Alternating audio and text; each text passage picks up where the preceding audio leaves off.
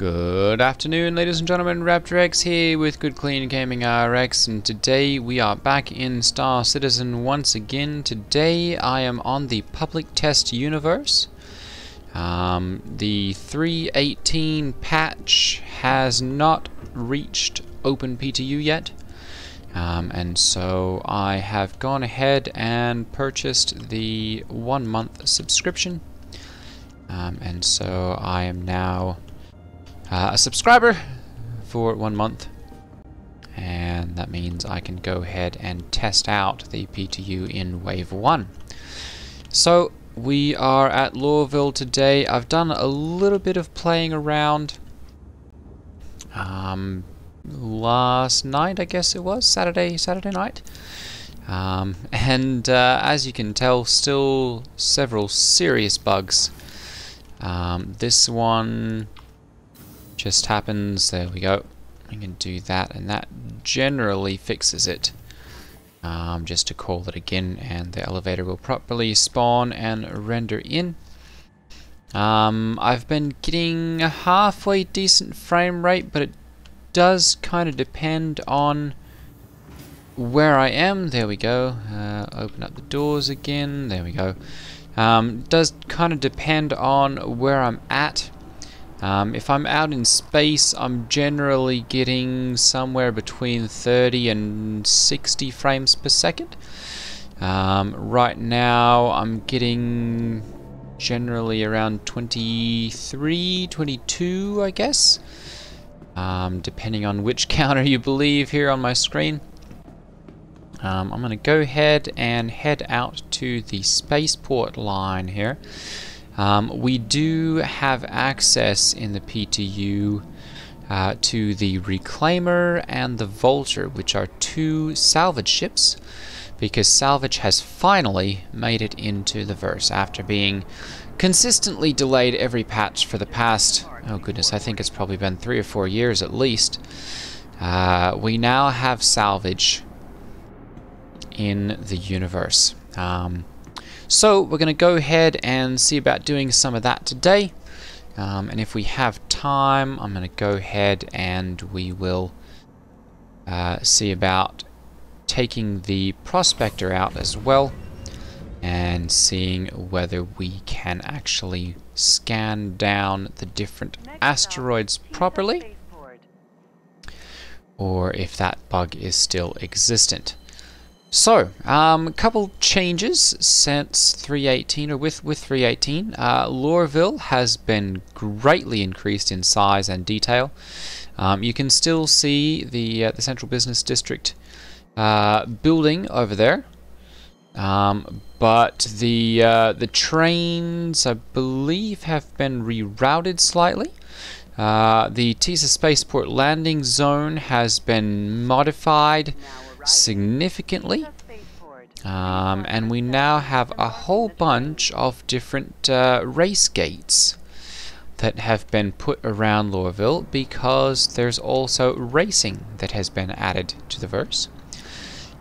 So I'll be covering that as well in one of my future videos, doing some racing. And we'll see if I'm any good at that, or if it's going to be a constant cycle of get in my ship, fly around and do something and die. I guess we'll see that in a future video. If you're excited for 3.18 and want to stick around for my 3.18 PTU and 3.18 Zero to Hero series, go ahead and hit that subscribe button down below, so you can stay tuned for all of my various different videos. We're going to go ahead and we're going to, oh goodness, ship will be waiting at Hangar 9. Very good. So the ASOP terminals have been having a little bit of trouble. This one here at Lorville at least has been showing me ships that I don't actually have at this location. My Prospector should still be at Area 18, where I set my home location, but it's showing here, so I've reported that on the issue council. Any of you who are also in the PTU and run into that, I'd appreciate... Oh goodness, that's another bug that we have.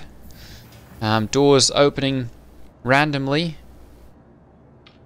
throughout the journey and showing off the exterior. Anyway, as I was saying, any of you that have that issue, feel free to report it on the issue council as well. I've started an issue there. Ships showing at locations when they shouldn't be, or some sort like that. So this is the Drake Vulture. This one was just added with 3.18, has just been completed. So we've got two scraping modules here, one on this arm and one on this one, which are linked together so that you basically just move around your aiming point and they'll kind of follow that around and scrape the outer hull off of the ship. And then that kind of just goes along this hose and back into your compartment back there and into the ship. Now I don't think there's anything that can really be done on this bit of the ship. All of the interactions are on the inside or in the rear ramp. There is a walkway or a ladder to get up here and into your ship from there. You've got two little guns up there on some gimbal mounts. They will do a little bit of damage, and I have seen them used to quite effective use. I was watching the Avenger 1 stream the other day, and he was quite successfully using them for eliminating a couple of different ships. But he's one of the very, very good pilots as well, so I'll not be attempting that. This is the cargo hold, and right here we've got the... oh goodness, that's a bit bright. This is the RMC compactor filler kind of thing. Basically all of the recycled material composite that you're scraping off of the ships gets put into a box here, and then those get spat out and put onto this little conveyor area, and then you go ahead and stack them up inside your hold here. This will be much easier to see once we get all the lights on. Those are still off right now. We've got all of our different patches and different things that we can get into. We've got a little closet here for putting different things. We've got our weapon rack. We've got our quantum drive. Fits in here. We can open this up and see that. And of course close it up again. The interaction prompts have changed a little bit. Oops, that one's still just quantum. Okay, so life support's not opening at this point. We've got batteries there, we've got coolers, we've got our power plants. What's this? We've got a gravity generator there. That's not usable at this point. We do have a little bed, so that we can do bed logging, as well as a couple different compartments here. We do have a little restroom, so we can go ahead and use that. There's a little toilet and sink in there. I think a little shower also. And then this is the cockpit. So we'll go ahead and close my door there. A couple other compartments in here. One for the radar, other things like that. Computer, and then of course we can get out the door right there and get out of our ship. So I'm going to go ahead and we'll get into the pilot seat here. That's a little bit of a bug there as well. We're having some rather jerky animation, and it doesn't seem like the camera is quite positioned squarely. It's kind of tilted off at a slight angle, so that's been rather off-putting, I guess. Just to drive around and see that, it's kind of weird, but I haven't found a workaround for that yet. So I'm going to go ahead and we'll open up our top hatch, or not top hatch, but the hangars. There we go. Call for hangar. I've got that one bound to a hotkey, so I'm just double tapping N to do that. I'm told that Alt N is the original keybind for that. Don't quote me on that, as I've not tried that out myself, as I've rebound that and have my own keys. We'll go ahead and lift off slowly here, as this is kind of a decent sized ship. Leaving a safe zone. Okay, well, I'm going to go ahead and lift off here, and we'll go ahead and get out of here. So the acceleration is not super fast on this one. And I seem to be even a little bit slower than usual. Probably because I'm accelerating out of Hurston's gravity well. There seems to be a decent amount of boost on this ship, thankfully. So I can actually get out of here without it taking forever and a day. We'll go ahead and spool up our quantum drive. And as soon as we get out of atmosphere here, I'm going to go ahead and jump to Everest Harbor. Goodness, that's quite a climb out of atmosphere here. I'm going to go ahead and use my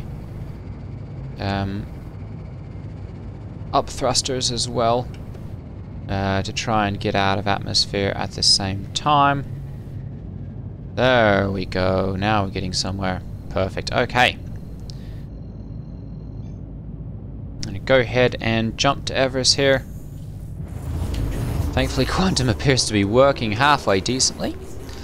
I'm going to go ahead and pull up my quantum travel map, and we're going to jump to Arc L1. As that's been one of the salvage sites. Apparently you can get to any of these by getting to any of the various different Lagrange points. I'm going to go ahead and roll around to there. Several different contacts at this point, and several of them red, so I'm going to go ahead and boogie out of here. Quantum drive is now on. Quantum is seemingly working properly now, so that's a pleasant change. Previously we've been having issues with you hold the quantum travel button, B is the default, and it just doesn't engage. And it might sit there for 10, 15, 20, 30 seconds with nothing happening, and then it'll randomly kick in and go. So it's good to see it working properly this time. So I'm going to go ahead and we'll pause here, and I'll pick up again once I have reached the Arc L1 Lagrange point. Okay, so we've popped out at the Arc L1 Lagrange point. I'm just going to wait for the quantum system to cool down. At that point we'll go ahead and actually jump the rest of the way, because it's dropping us out a little ways away. I'm not sure whether that's like some sort of safety measure now, or what exactly is going on. But we'll go ahead and we'll align to one of these. There we go, we really don't care which. And we'll go ahead and jump to that. Quantum drive is now on.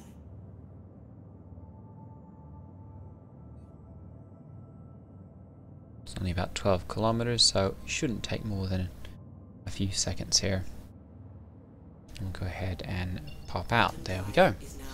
Okay, so I'm going to go ahead and we'll turn off the quantum drive here, send out a little bit of a ping, and we'll have a look around. Now what we're looking for are these kind of things.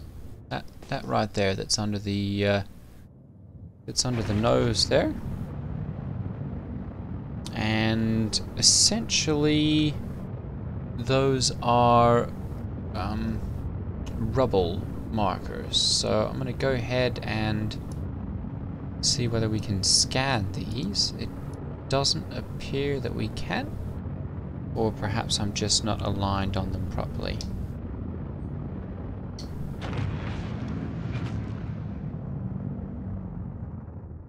Okay, no. So we're going to go ahead and we'll fly up to one of these. Obviously we don't want to smash into it, so I'm going to go ahead and offset a little bit here. We'll just try and come up on this salvage. There looks like 3 of them over here. Kind of in the same general area. So we'll fly up to one and we'll go from there. I'm going to pick up as soon as we actually get to one of these because it might take a sec. Alright, so here we are. Showing up to our wreck.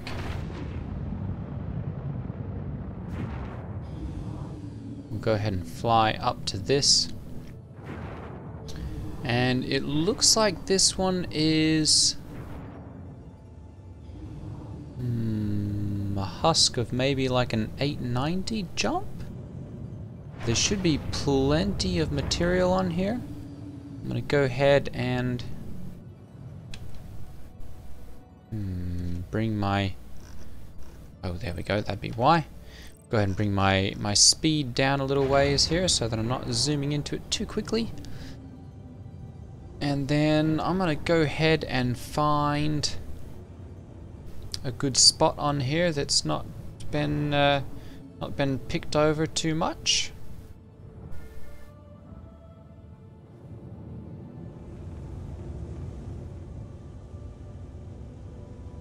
Go ahead and turn on the lights here so we can see. There we go. Aha! So there's quite a bit left on the bottom here. I'm going to go ahead and we'll orient this and jump into salvaging mode here with the M key, the same as you would with mining. And this yellow one appears to have the most material left. So I'm going to go ahead and we'll use the yellow section here. I'll go ahead and get a little closer here so that we're getting right on top of it. There we go. And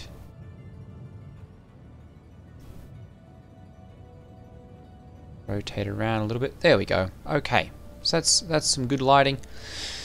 We'll go ahead and swap into mining mode here. So we're in mining mode. We can go ahead and hit the the left mouse button to begin salvaging. And as you can see, I've hit the G key here, and that allows me to basically trace that beam around the edge of this and get the highest efficiency on my engines and whatnot without having to move the ship itself. So the other thing that I've discovered is that you can increase your efficiency by widening the area that this beam covers, and you can do that by hitting the left Alt key and the right mouse button, and that will change your orientation to vertical, and then you can kind of pan that around. And then if you hold the left Alt button and scroll up, it changes the overlap of your focus and essentially changes the area that you're going to be scraping off of. So as you can see, by doing that, I'm able to get, my efficiency up to a pretty high level, and get a decent amount of this all at once. So then the other thing that you can do is you can swap with your right mouse button and turn on your braid scraper module, and that one's a little bit faster, but it has the disadvantage of not having quite as high efficiency. You can see on the left hand side there, or sorry, right hand side, you can see where all of my efficiency stuff is, and I'm only at a 0.05 efficiency there. And if I switch over here to the cinch module, it's about 0.5 there as well. Okay, so that actually does not do a whole lot. It just changes the diameter of the tool, or of the abrasion laser. So I'm going to go ahead and swap this over and swap back. There we go. So, ooh, efficiency is 0.75. There we go. So we'll go ahead and I'm gonna use this to pan around here and get, there we go, get more to where I'm looking, and turn this back. There we go. So yeah, I'm basically just then, you know, at this point you're basically just playing Pressure Washer Simulator, and you basically just pan across the surface of your target and gobble up all that good, well, I guess bad at this point, hull material off of the wrecks. You're of course trying to go for maximum efficiency, and you can kind of measure that by looking at the how much the rings are filled there on the on this area. And if those are at a high percentage there, where you're talking like 50, 60, 70 kind of thing, that means you're getting good good flow through there, and getting a good amount. I'm going to go ahead and widen these out just a little bit. There we go. Okay, so as you can see on here, this one says filler station obstructed. We've got our 1 SCU cargo boxes are filled up now, so I'm going to have to pause and jump out of my seat. And this is one of those reasons that you want to go ahead and have your flight suit on, because the Vulture has been known to have issues with accidentally ejecting people out of the cockpit instead of putting them into the rear of the ship. You'll also want to take with you a tractor beam, because you'll need one of those to move. So I'm going to go ahead and move this over here, and as you can see, these should now snap to the grid, and then we can go ahead and we can eject our second one here. There we go, and we've got another brand new container, and we'll go ahead and move this one over. There we go, and snap that one in. Okay, so we've got 2 of these now. The Vulture can hold 12 of them stacked, so you can go 1, 2, 3, 4, 5, 6, and then a second row on top, and still have your walkway to get out. I'm not going to bother doing that for today's video, of course, because that's going to take a significant amount of time. I have had people tell me that they've been able to do a full cargo hold in about 30 minutes. But I haven't been able to get anything like that speed myself. And so I'm not going to sit here and do that. I will say that was relatively quick, or at least quicker than it was when I was doing it last night. I'm going to go ahead and we'll take this RMC now and sell it.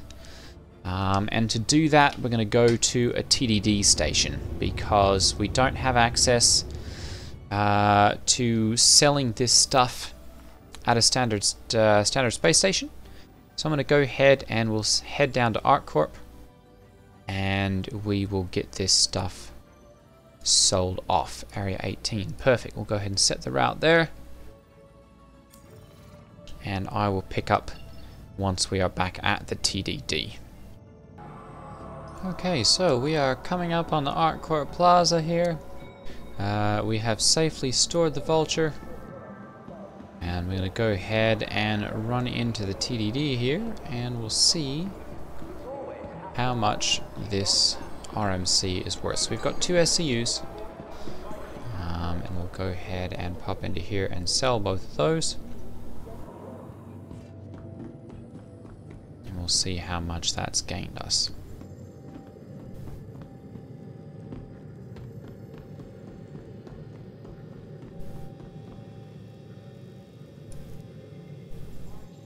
Okay, so we can go ahead and select our inventories here. We'll go ahead and use our Drake Vulture. In demand, there we go. We can go ahead and we can sell all of these. We'll just use all of that. And it looks like that's going to be 15.39k thousand. So we can sell our RMC. Yeah, it looks like about 7.5. 7.5. There we go, 7.6999 per unit. And that would be 7.699 thousand. So we'll go ahead and sell these. There we go. So these are all of our in-demand ones. Oh goodness. So they are constantly in demand for all of these. Some of these are actually have got a pretty good price to them. Let's see, do they have quantanium, fluorine, tungsten, revenant tree pollen, borage, baxillite, quantanium? There we go. So that's 8.8 thousand per unit. So that's 1 SCU. Okay, so that makes sense. We're going to go ahead and we'll grab this and we'll sell those. 7.69 thousand per unit, and we'll sell those. It says yep, you want to go ahead and do that, and we'll get our 15.39 thousand. Confirm, and there we go. Alright, so we've scraped off 2 SCUs with our Vulture and managed to sell that for about 15.4 thousand Alpha UEC. So not a tremendous haul, but remember we can multiply that by 6. And so we're looking for about 93,000 or so for a full hold of RMC. Alright, ladies and gentlemen, well, that'll be it for today's video. Thank you all for watching. Take care, and I will see you all in the next one. Ta-ta.